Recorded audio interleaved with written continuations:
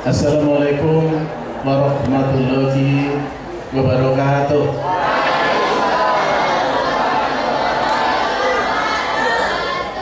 Alhamdulillahirabbil alamin. Allahumma shalli ala sayyidina Muhammad abdika wa nabiyyika wa rasulika nabiyil ummi wa ala alihi wa sahbihi wa sallim taslima bi qadri risalika di kulli qadim. Puji syukur kita panjatkan hadirat Allah Subhanahu wa taala, Tuhan yang menciptakan kita semuanya. Sholawat serta salam tercurahkan pada junjungan kita Nabi besar Muhammad Sallallahu Alaihi Wasallam beserta keluarganya, para sahabatnya, pengikutnya yang setia, dan insyaallah kita semuanya yang hadir di sini telah mendapatkan sahabatnya kelak di dalam langit. Amin. Ya Rabbal Alamin. Bapak Ibu, saudara-saudara saya semuanya dari keluarga besar Nahdlatul Ulama, wabil khusus kepada ISNU, Ikatan Sarjana NU di Banyumas ini, saya mengucapkan selamat datang di pendopo Sibanji ini, dan saya juga mengucapkan selamat serta salam kepada Bapak Ibu yang akan mengikuti penyuluhan santri sehat. Kenapa ada penyuluhan santri sehat? Memangnya tidak sehat? Sehat, ya, sehat. Ini supaya jauh lebih sehat dan dapat mengembangkan kepada yang bukan santri supaya ikut menjadi sehat. Gitu. Jadi saya sangat menyambut baik dan terima kasih, dan juga kepada pembawa materi, ya, saya ucapkan selamat.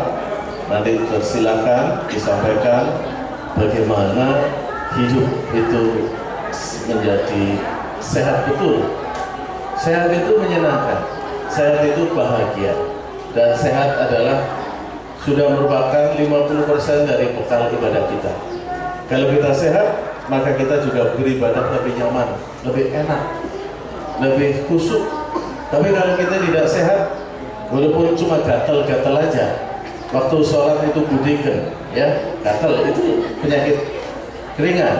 Tapi kalau waktu Allahu Akbar kemudian kerasa gatal, kan jadi tidak khusyuk, ya. Tapi kalau kita sehat, maka insya Allah akan lebih khusyuk. Jadi sehat itu penting sekali, dan sehat adalah esensial.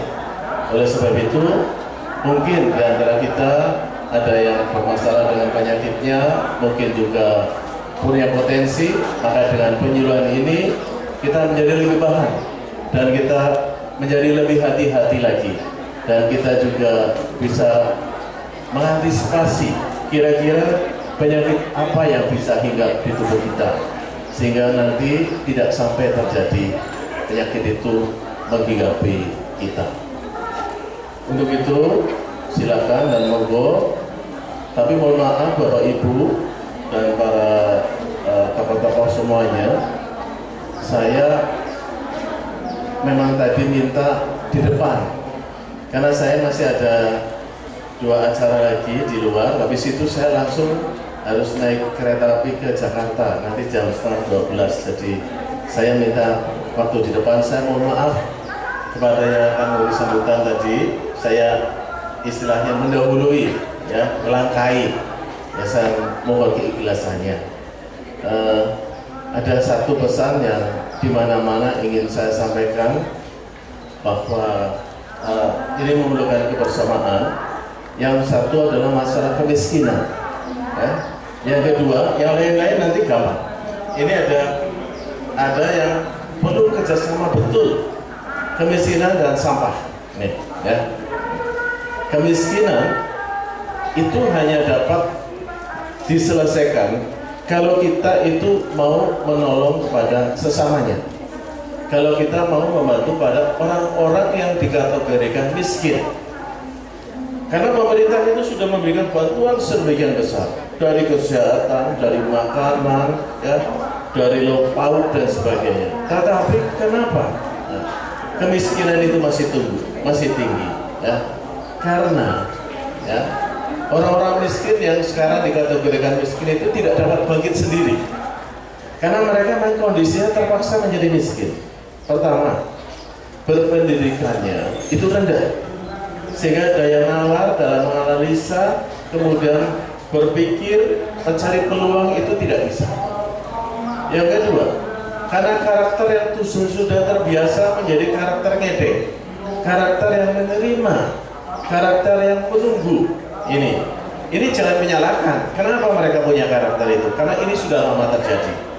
Dan yang dapat membantu adalah kita semuanya, Bapak Ibu semuanya yang sadar, apalagi di sini semuanya sarjana. Bagaimana? Yang satu adalah mereka bisa mendapatkan peluang, ya. Kalau tidak bisa mendapatkan peluang, kemudian mereka ini diberikan pengertian pendidikan, diberikan keterampilan, ya. Kalau dua-duanya tidak dapat, otomatis satu-satunya jalan adalah dengan memberikan kalori kepada teman-teman kita yang miskin. Inilah fungsinya dari sedekah atau amal jariah Bapak Ibu yang kemudian digelontorkan, tetapi kemudian bisa sampai ke orang-orang miskin. Kalau Bapak gelontorkan tapi kepada orang-orang yang kategorinya sudah tidak miskin, maka ini tidak akan menurunkan angka kemiskinan. Jadi saya mohon Bapak Ibu semuanya, kalau kita fokuskan aja nanti di hari jadi itu tanggal 22 Februari, maka bulan Januari, Februari saya mohon dari seluruh organisasi, kalau nanti akan memberikan sembako, tolong dikonsentrasikan di bulan Januari, di bulan Februari, ya, supaya langsung terasa seluruh masyarakat. Kalau semuanya fokus 2 bulan, maka akan terasa. Tapi kalau semuanya menyebar sekali, tidak ada kelihatan. Nanti masyarakatnya tidak kelihatan. Jadi kita fokus Januari Februari adalah merupakan bulan amal kepada orang-orang miskin atau bulan sedekah kepada orang-orang miskin.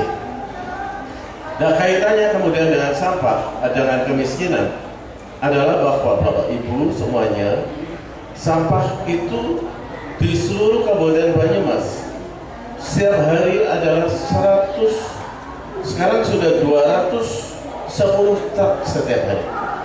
Bapak Ibu bayangkan, sampah yang di Banyumas kalau 210 truk itu dari sana ke Jenderal Sudirman itu paling timur sampai ujung sana Karanglawas, ya, banyak sekali truk itu harus ngangkuti sampah setiap hari, ya. Nah, oleh sebab itu kami minta tolong dan minta bantuan, tolong di rumah masing-masing ini dipilah, nanti dipilah dengan memilah organik saja, dulu organik saja, yang lain dipilah di tempat lain. Organik ini jangan sampai keluar rumah. Caranya bagaimana? Organik ini dikumpulkan, ya. Kemudian Bapak Ibu bisa supaya ini jadi punya nilai, ya. Ini kalau sudah dikumpulkan, nanti pemerintah akan membeli Rp100 per kilogram. Tapi kalau Bapak Ibu mau memelihara namanya maggot sendiri di dalam tong sampah, ya, ada organik, dikasih maggot dalam tong sampah yang biasa itu kira-kira 2 kg, maka selama 1 bulan Bapak Ibu sudah tidak perlu membuang sampah lagi, karena maggot ini akan makan sampah. Nah, nanti bagaimana mencari maggot 2 kg atau 3 kg, nanti detailnya kalau ada waktu, beberapa yang berminat bisa ketemu saya, ya. Ini kalau ada tong sampah dikasih 2 kg maggot, maka kemudian dikasih sampah terus, sampah organik, maka maggotnya menjadi besar, ya, sampahnya habis. Atau maggotnya kemudian tidak menjadi besar karena dia sudah maksimal, tetap makan setiap hari itu besar, banyak sekali, sehingga 1 bulan itu tidak akan membuang sampah.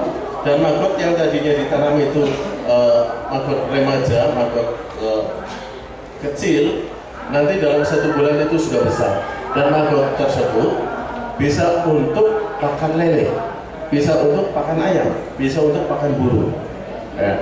Dan proteinnya sangat tinggi, yaitu kira-kira sekitar 40 sampai 56%. Jadi sampah ini kalau mau dikelola dengan baik, maka dia akan menjadi rezeki. Dan kalau tadi maggot yang 2 kilogram yang kecil itu ditaruh di tong sampah, nanti 1 bulan maka maggot itu sudah menjadi 4 kilogram, dan 1 kilogram harganya 5.000. Jadi dalam tong sampah itu bisa menghasilkan 4 sampai 30 dan sampai 30-40 ribu per bulan.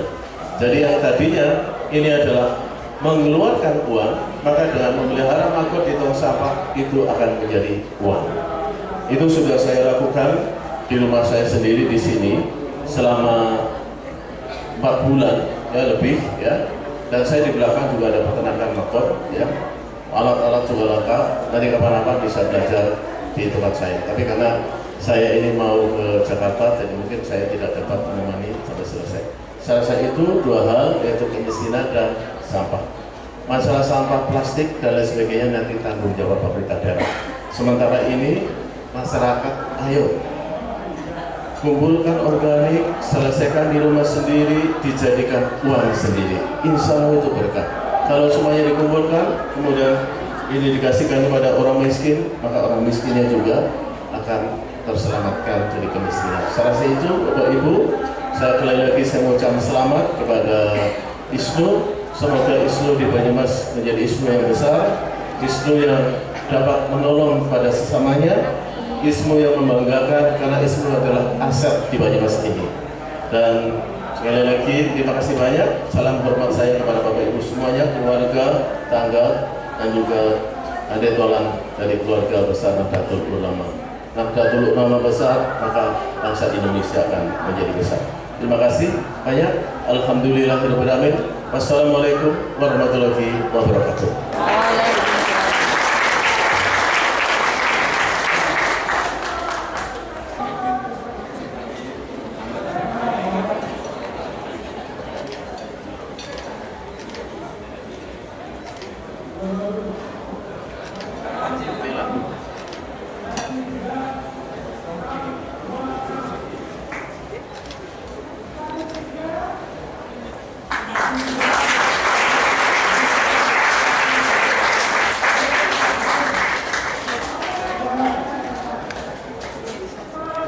Assalamualaikum warahmatullahi wabarakatuh. Bismillah, alhamdulillah, la ilaha illallah. Yang kami hormati Bapak Bupati Banyumas, Bapak Ketua PCNU, Forkompimda, ada Pegawai Dandim, di Kapolres, terima kasih sekali kehadirannya. Pengurus ISNU Kabupaten Banyumas, Panom-panom, teman-teman dari Panom, tidak lupa yang sangat mendukung dari TNI, IBNU, PBNU, Kemenlu, dan santriwan-santriwati yang kami hormati semuanya yang hadir pada hari ini.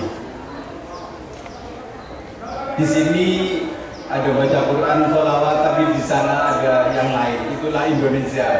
Jadi kita terbiasa dengan hidup yang sangat variasi ini. Itu yang aku belajar di sini. Hadirin sekalian kami hormati, mari kita manjatkan puji syukur hadirat Allah SWT. Alhamdulillah pada hari ini kita bisa hadir di sini dalam rangkaian memperingati hari lahir ISNU yang 20. Sebetulnya tanggal 19 November mestinya, tapi ini mencari waktu yang paling sesuai. Kami mengajak kepada teman-teman hadirin sekalian, mari kita mengevaluasi di dalam hari lahir ini. Tantangan kita ke depan sangat berat, bukannya ringan, dan kita harus mempersiapkan diri. Oleh karena itu, di sini kami sebagai sebagian kecil warga Indonesia yang diberi kelebihan oleh Allah Subhanahu wa taala, yaitu kita semuanya itu sarjana, ikatan sarjana, artinya kita merupakan bagian kecil yang diberi kelebihan ilmu. Oleh karena itu kita harus bisa memberikan kontribusi kepada masyarakat. Ada dua hal yang penting bagi orang yang berilmu, yaitu yang pertama, dengan ilmu itu kita harus bisa makin dekat kepada Allah Subhanahu wa taala.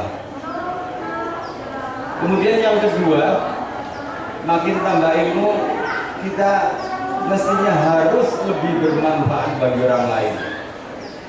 Sebagaimana tadi Pak Bupati juga demikian, sangat berharap demikian, dan oleh karena itu kami mengajak kepada teman-teman sekalian di sini, hari ini kita peduli pada santri, karena kita sangat mengharapkan masa depan mereka ini lebih baik dari kita, bisa membawa umat dan memajukan bangsa negara tercinta ini. Mereka sudah punya modal, yaitu modal agama, pengetahuan agama. Kemudian kita lengkapi dengan modal yang lain, yaitu terutama di sini kesehatan. Karena sebetulnya ini merupakan salah satu pilar dari program kerja ISNU pada tahun 2018 sampai tahun 2022, yaitu pilar pendidikan, kemudian ekonomi dan kesehatan. Dan ini salah satu bentuk kegiatan di bidang kesehatan. Insya Allah bulan Februari atau Maret kita akan menyelenggarakan satu kegiatan lagi yang mudah-mudahan kami lihat manfaatnya lebih besar, yaitu tentang workshop mengenai fikih kesehatan kontemporer. Dalam hal ini ISNU menyampaikan terima kasih sekali pada Dr. Nugroho, Ketua IDI Banyumas, yang banyak sekali perannya kepada ISNU di bidang kesehatan dan yang lain-lain. Hadirin sekalian yang kami hormati, para santri, kami sangat harapkan sekali mudah-mudahan Anda semua bisa mengikuti dengan baik dan bisa mengambil manfaat untuk bekal Anda sendiri di kelak kemudian hari. Jadilah orang yang bermanfaat bagi orang lain, jadilah menjadi orang yang makin takwa kepada Allah Subhanahu wa taala. Saya pikir itu, dan kami tidak lupa, tentu saja di dalam penyelenggara ini banyak kekurangannya, kami mohon maaf lahir batin. Sekian, Allahumma afiq ila aqwamit thoriq. Assalamualaikum warahmatullahi wabarakatuh. Assalamualaikum warahmatullahi wabarakatuh. Alhamdulillahilladzi nazzala al-furqana ala 'abdihi liyakuna lil 'alamin nadhira. Allahumma shalli wa sallim wa barik ala sayyidina Muhammad wa ala alihi wa sahbihi wa sallama tasliman katsira, amma ba'du. Bapak Bupati beserta dengan Forkompinda yang hadir pada kesempatan hari ini, hadir dari perwakilan dari Dandim, dari Polres, terima kasih atas kehadirannya. Para tamu undangan yang hadir, para alim, para kiai yang hadir, terutama Ketua Cabang ISNU Kabupaten Banyumas beserta dengan segenap pengurus yang hadir, Bapak Dr. Nugroho selaku pembicara pada siang hari ini, segenap undangan dan santri-santriwati yang hadir, rahimakumullah. Lupa tadi Ketua Panitia, terima kasih Pak Cipto. Tadi sudah banyak disampaikan oleh Bapak Bupati dan Ketua Panitia, Ketua ISNU. Memang masalah kesehatan atau kesehatan ini menjadi sesuatu yang dianggap penting, kemudian diprioritaskan oleh PBNU. Di samping dua hal, yaitu pendidikan dan ekonomi. Ini sama tadi. apa yang dilakukan oleh PCNU, oleh PC ISNU itu semua adalah membreakdown, mengambil dari apa yang dianggap penting oleh pengurus besar Nahdlatul Ulama. Oleh karena itu, selamatlah atas pelaksanaan pada hari ini. 3 hal itu sebetulnya saling berkaitan, antara kesehatan, pendidikan, dan ekonomi. Yang dimulai dulu mana itu juga tidak bisa diurutkan, karena orang hanya berpendidikan, mencari ilmu itu hanya bisa dilakukan ketika dia sehat. Orang bisa sehat itu manakala dia berilmu, dan kesehatan dan ilmu itu bisa terwujud manakala ada biayanya. Maka 3-tiganya itu saling berinterdependisi, apa namanya, saling terkait, saling berketergantungan.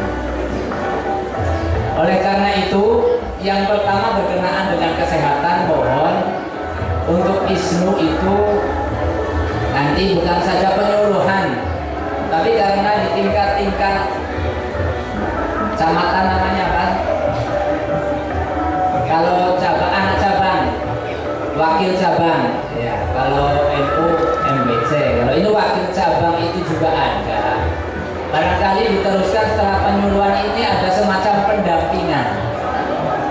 Ada pendampingan hidup sehat atau pendampingan sehat pesantren, sehatnya santri.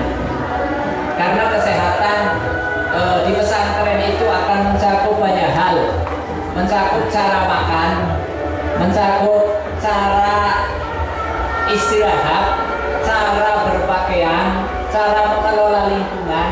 Nah itu apabila tidak didampingi, saya kira bukan hal yang ringan.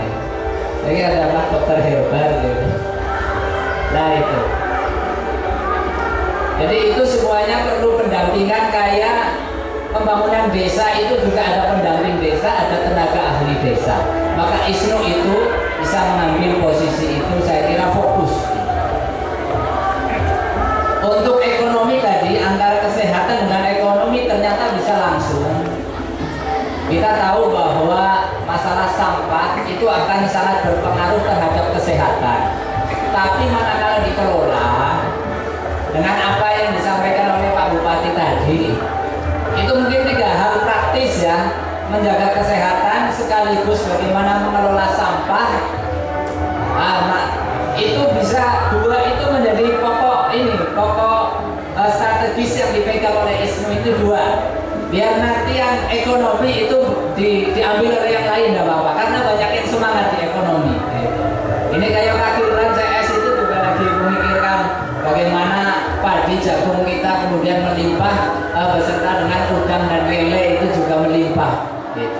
Tapi berkenaan dengan kesehatan dan pendidikan ini ISNU saya kira sangat berkompeten di sini. Terutama kesehatan, karena dulu Pak Nugroho itu kan ditawari untuk memegang lembaga kesehatan, saya kira lagi enjoy di ISNU katanya. Nah sehingga ada orang lain. Nah di ISNU ini juga kesehatan yang dipegang, itu semacam itu. Nah selamat dari kami cukup sekian, dan mudah-mudahan dapat yang utamanya memang kita kepengen meningkatkan kualitas umat di Indonesia ini, yang pada akhirnya itu bukan hanya bersaing di dalam bersama-sama bersinergi membangun bangsa ini. Manakala kita itu tidak dipercaya oleh bangsa lain, sehingga bangsa lain menanamkan investasi, bisa berobat di Indonesia, bisa mencari insinyur Indonesia untuk membangun tol-tol mungkin di sana, hanya dengan itu kita dapat meningkatkan kesejahteraan bangsa Indonesia ini. Jadi kalau orang lain, orang luar negeri sudah belanja di sini, sudah pakai orang kita, baru kita kemudian bisa secara bersama-sama sebagai bangsa itu menjadi sejahtera. Nah itu saya kira untuk fokus di itu. Kurang lebihnya mohon maaf. Wallahul muwaffiq ila aqwamit thoriq. Wassalamualaikum warahmatullahi wabarakatuh. mari kita berdoa untuk kelancaran ayat ini dengan suratul Fatihah. Al-Fatihah. Bismillahirrahmanirrahim. Alhamdulillahirabbil alamin. Arrahmanirrahim. Maliki yaumiddin. Iyyaka na'budu wa iyyaka nasta'in. Shiratal mustaqim. Shiratal ladzina an'amta 'alaihim. Jadi penyebab terbesar mah ya adalah kalau bahasa dokternya, fikihnya dokter, psikosomatis. Bahasa orang awamnya apa? Cemas, suka mecucu, apa ini? Ngeyelan, tidak betah, gitu ya. Jadi kalau santri itu mondok memang niat hanya karena Allah dengan segala kondisi yang ada di pondok, walaupun makan cuma 2 kali, ya lauknya cuma sambal sama tempe, nggak boleh sakit mah. Ya kalau sampai santri sakit mah harus introspeksi, ditandani niatnya, ya ditandani niatnya siap nggak pondok, ya itu ya. Jadi minta tolong teman-teman bisa memberikan contoh, jangan sampai santri sakit mah. Nanti kaitannya dengan puasa dan sebagainya. Sekali lagi, hukum alam memang makan 3 kali, tetapi santri kalau mau makan 2 kali, bagaimana dokter? Tidak masalah. Tetapi fotonya, jamaknya tetap yang teratur. Jangan kadang jam 11 siang, kadang jam 3, itu yang menimbulkan tubuh tidak menerima respon secara alami. Ya, ini bisa dibaca, nanti bisa didownload. Jadi sekali lagi, ya, penyakit terbesar adalah penyakit pikiran. Sehingga santri yang sudah punya bekal keimanan kuat, insya Allah tubuhnya lebih sehat. Nah, sekarang kenapa orang NU banyak yang sakit? Pertanyaan ini yang bisa jawab saya kasih amplop. Kenapa piantun kakung NU banyak yang kena sakit?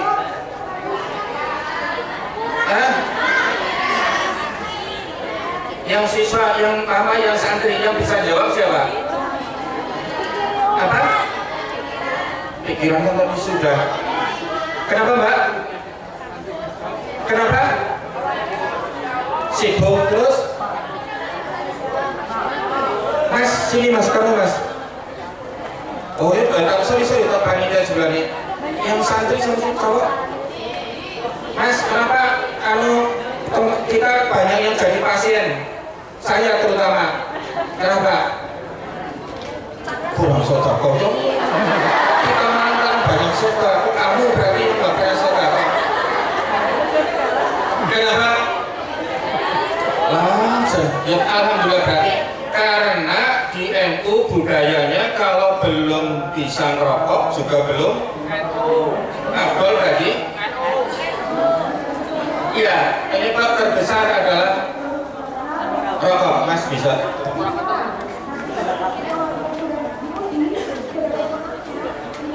Jadi mohon kepada adik-adik kampung yang laki-laki ya diusahakan nggak usah ikut-ikut. Beliau kan sudah khatam, kamu kan masih belajar ya, jadi nggak usah ikut-ikut belajar merokok ya. Mas, turunkan mas, nggak bisa mas. Terus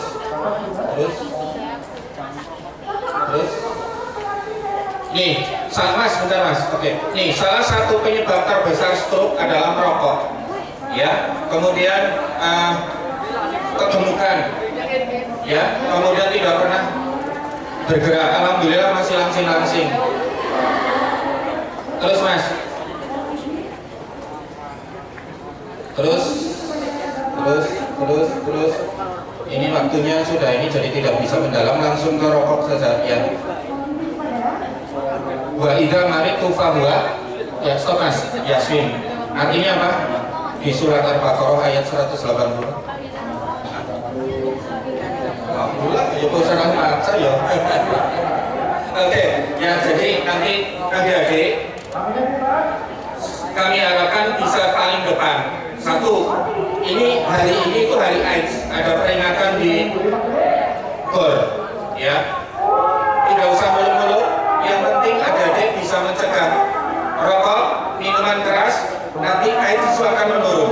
Ya, adik-adik harus bergaul dengan teman-teman yang punya potensi nakal, beling, becut. Adik-adik bisa mengarahkan mereka untuk mengikuti adik-adik semuanya, ya belajar ngaji, belajar membaca Al-Quran, ya supaya tidak tergelincir kepada obat-obat narkotik. Dengan obat narkotik pergaulannya bebas, nanti kena AIDS. Ya. Target kita 2030 tidak ada AIDS dan yang kena AIDS tidak meninggal.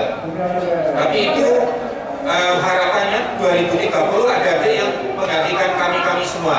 Ya. Nah kalau adik-adik itu semuanya bisa siar, ya insya Allah Indonesia akan sehat. Yang di depan adalah para santri. Ya. Cuma nih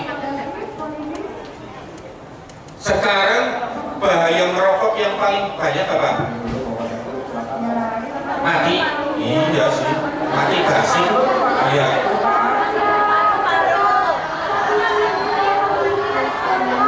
Paru-paru. Terus satu lagi. Asma enggak? Jantung. Terus satu lagi.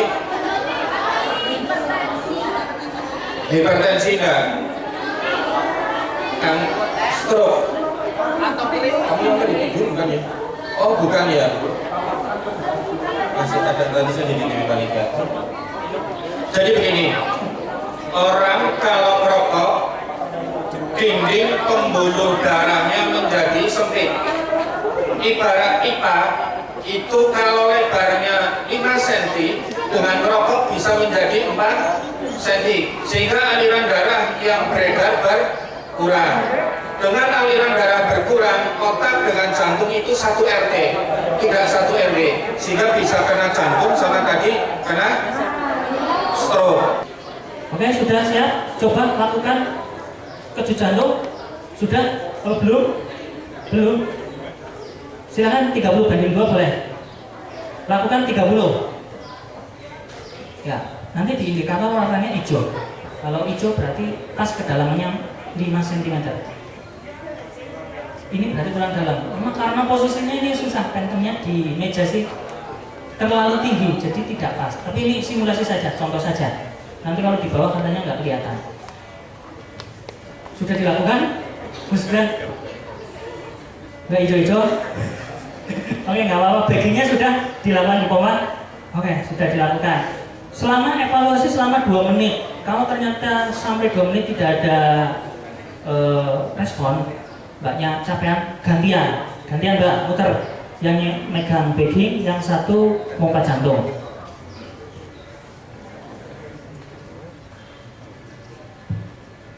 Monggo langsung dilakukan saja.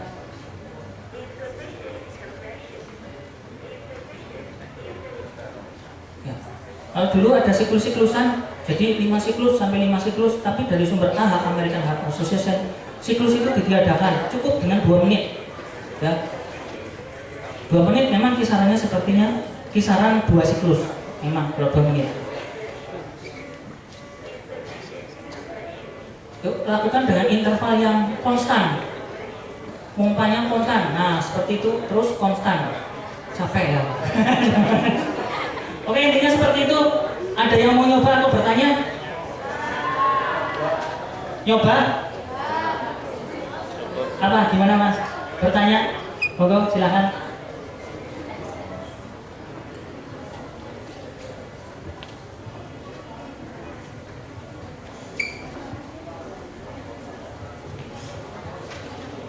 Bismillahirrahmanirrahim. Assalamualaikum warahmatullahi wabarakatuh. Perkenalkan, nama saya Muhammad Saud dari Batu Raden. Pertanyaan pertama, kalau misal kita mau laporan, gitu, laporannya apa saja? Kan ada laporan lokasi, terus kayak laporan kejadiannya seperti apa, itu apa saja? Atau mungkin nanti dalam di telepon nanti dari pihak PSC nanti bertanya-tanya gitu. Itu yang pertama. Yang kedua, kalau setahu saya pertolongan pertama itu bersangkut paut dengan nyawa. Saya sedikit ilmu setahu saya ada pertolongan pertama itu ada 4 jilid. buku itu. Terus yang terakhir menekan dada itu saya katanya bisa menyebabkan keretakan pada dada. Itu betul atau tidak? Terima kasih. Wassalamualaikum warahmatullahi wabarakatuh. Waalaikumsalam warahmatullahi wabarakatuh. Diberondong ya pertanyaannya ya. Satu orang 3 penanya. Oke. Untuk pertanyaan yang pertama, apa saja telepon ke PSC yang harus ditanyakan ya? Gitu. Dan tadi di slide sudah ada, maaf ini sudah diganti. Jadi yang pertama harus lokasi sudah jelas, ya.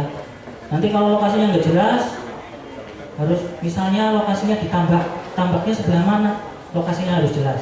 Nanti kita yang menuju ke sana. Kalau nggak jelas kita nanti kesasar. Jadi respon time-nya malah memperlambat. Tidak ketemu korbannya.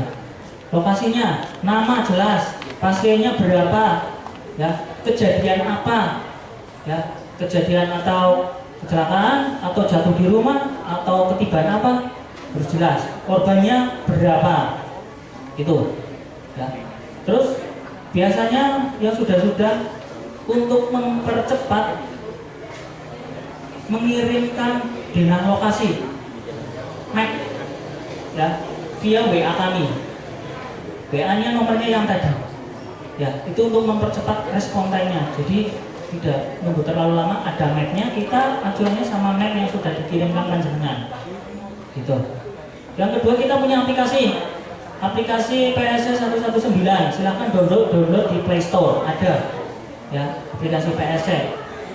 Di situ ada informasi juga. Buka-buka saja, dicoba-coba saja, ada informasinya. Itu di aplikasi. Itu ya, jelas ya Mas ya. Tadi di slide juga ada. Kalau panjenengan memperhatikan, ada apa saja yang harus dilaporkan. Di slide ada. Kemudian yang kedua, pertanyaannya tadi apa? Buku ya? Buku. Nah, jadi intinya adalah mungkin literatur sumber banyak, ya. Nah, sumber yang harus diambil panjenengan pun harus lebih selirik, ya. Panjenengan bisa Google, cari di Google, tapi sumbernya sumber yang jelas, ya. Contohnya di buku-buku. Kalau buku terbitan yang lama, itu sudah tidak update, ya. Kita memang sumbernya dari American Heart Association, itu keluaran terbaru 2017, itu update terus. 2015 update. 2010 ada, 2013 ada, yang terakhir baru 2017. Nah, bisa buka American Heart Association, teknik cara BHD, basic law support. Tapi ini bahasa Inggris, harus pintar mengartikan bahasa Inggrisnya, karena ini adalah produk Amerika. Ya, 911 kalau kita 119.